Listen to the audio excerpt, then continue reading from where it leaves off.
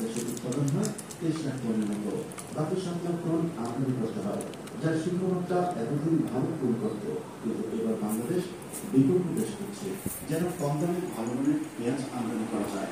এবার সমুদ্র বন্দর দিয়ে ভারতের বিকল্প চীন, পাকিস্তান ও মিশর থেকে পেঁয়াজ চলে এসেছে। দেশের সংকটকালে 2 মাসে চট্টগ্রাম সমুদ্র বন্দর দিয়ে পেঁয়াজ খালাস হয়েছে 5,588 টন। সরবরাহ বাড়ছে, ক্রমান্বয়ে দামও কমে আসছে। পেঁয়াজের আরো তুলে ধরে দেখা যায়, প্রায় সবখানেই দেখা দিচ্ছে মিশর ও পাকিস্তানি পেঁয়াজের। দেশি পেঁয়াজের সঙ্গে পাল্লা দিয়ে বিক্রি হচ্ছে এসব পেঁয়াজ, দামও তুলনামূলক কম।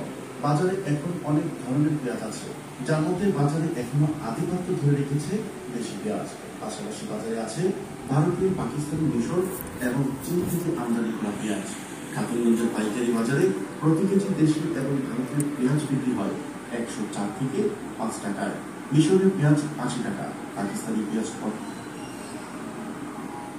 এটা বাজারের জন্য 1500 আর এটা বাজারের জন্য 1800। এখানে কয়টা? এখানে 5টা, এখানে 8টা।